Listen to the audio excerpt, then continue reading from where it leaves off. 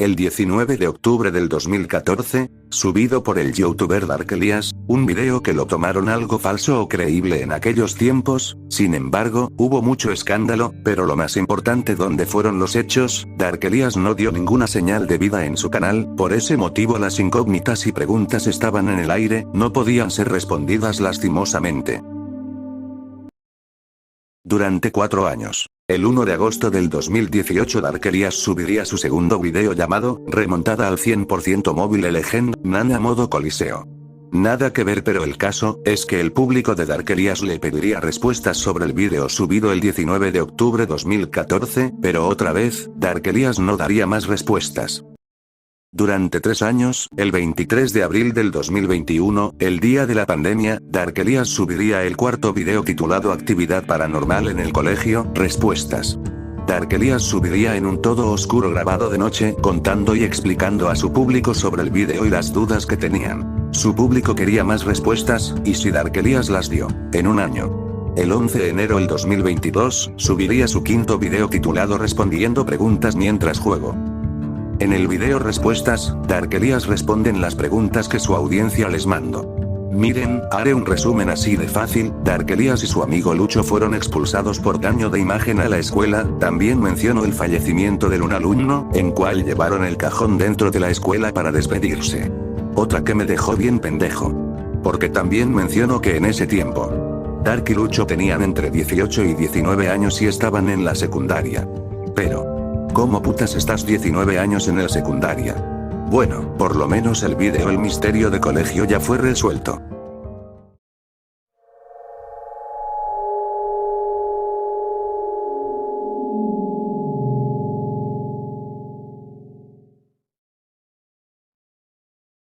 Gaby Patito, era una chica influencer, se dedicaba a los viajes y al senderismo. No estaba sola, su esposo Brian Laundrie, a través de las plataformas de Instagram y YouTube, compartía su tour de toda la vida, ya saben, viajes, fotos de ellos los dos juntos como marido y mujer disfrutando unas vacaciones como pareja. Pero detrás de esas imágenes, se ocultaba el infierno que Gaby sufría. Según la información, Gaby y Brian se encontraban en un restaurante de comida mexicana donde Brian, de una manera muy faltosa y agresiva, Gaby pidió disculpas por lo sucedido y ambos se fueron del lugar. Brian tenía una furgoneta de color blanco, en cual la usaban para sus viajes. Un testigo que llamó al 911 afirmó que la pareja estaba peleando cerca de la Moonflower Community, declarando que Petito había golpeado a Laundrie en el brazo antes de intentar trepar por la ventana del lado del conductor. Cuando llegó la policía, tuvieron que detener la furgoneta cerca de la entrada al Parque Nacional de los Arcos y los agentes se encontraron a Petito llorando desconsoladamente en el asiento del pasajero. Ella les dijo que estaba lidiando con su salud mental. El agente que respondió escribió en su informe que Gabrielle no dejó de llorar, respirar con dificultad o redactar una oración sin tener que secarse las lágrimas, secarse la nariz o frotarse las rodillas con las manos en ningún momento de mi investigación. Laundrie declaró que los dos habían empezado a discutir en la ciudad y mencionó que la tensión emocional que habían acumulado, debido a que habían viajado juntos durante 4 a 5 semanas, resultó en un aumento de las discusiones. Ambos estuvieron de acuerdo en que Petito había golpeado a Laundrie, ya que a ella le preocupaba que la dejara sola y varada en la ciudad después de que él se subiera a la furgoneta. En el informe, los agentes describieron a Petito como la sospechosa porque el hombre trató de crear distancia diciéndole a Gaby que saliera a caminar para calmarse. Ella no quería separarse de él y comenzó a bofetearlo. Ella mostraba indicios de ansiedad por separación. Él la agarró por la cara y la empujó hacia atrás mientras ella presionaba sobre él y la furgoneta. No se presentaron cargos y la policía dispuso que Laundrie pasara una noche en un hotel y que Petito se quedara en la furgoneta, con el fin de separar a los dos después de caracterizar el incidente como una crisis de salud mental y emocional en lugar de una agresión doméstica. Pero esto se saldría de control. Según el personal del hotel, Petito se hospedó en un hotel cerca del Aeropuerto Internacional de Salt Lake City el 24 de agosto de 2021. El 25 de agosto, fecha en la que Petito dijo estar en el Parque Nacional de Grand Teton, al sur de Yellowstone. Ese día realizó su última publicación en Instagram y videollamada a su familia. La imagen que estás viendo en pantalla es la última foto que su audiencia sabría de ella. Brian Laundrie regresó a Florida con la furgoneta el 1 de septiembre, sin Petito. La familia de Petito denunció su desaparición el 11 de septiembre de 2021, tras tampoco obtener respuesta a las llamadas realizadas a la familia de Brian. Ese mismo día, Brian ya había regresado a casa de sus padres con la furgoneta. Sus padres no colaboraron con la policía, remitiéndoles a su abogado, así que la policía requisó la furgoneta para su análisis. Laundrie ejerció su derecho constitucional a no hablar con la policía mientras la investigación estaba en curso. Contrató a un abogado y se le consideró una persona de interés en el caso. Sus padres han negado el contacto con las fuerzas del orden y con la familia Petito, y en su lugar han dirigido todo contacto a través del abogado de la familia, que le aconsejó a Laundrie que se negase a declarar. El FBI puso orden de captura hacia Brian Laundrie. El FBI encontró a Brian, pero ya estaba muerto. El 19 de septiembre de 2021, las autoridades anunciaron que habían encontrado un cuerpo consistente con la descripción de Petito en el Bosque Nacional de Bridgerton, también Brian.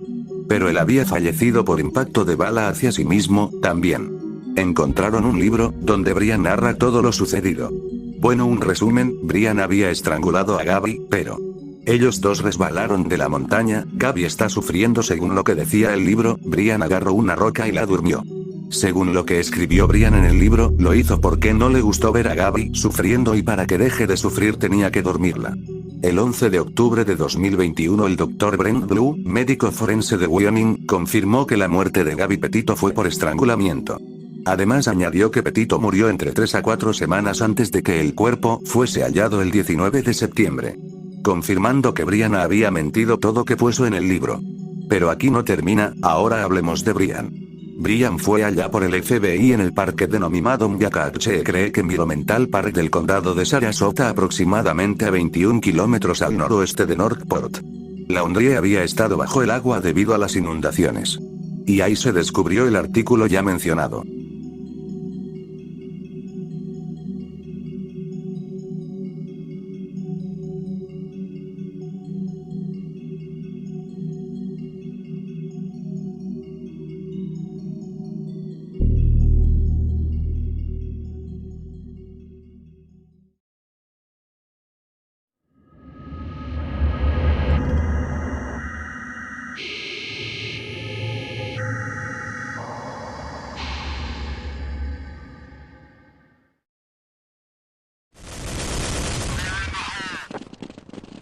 Tras finalizar la guerra de Irak-Irán en 1988, Irak nunca se recuperó por los daños que hizo Irán en 1987.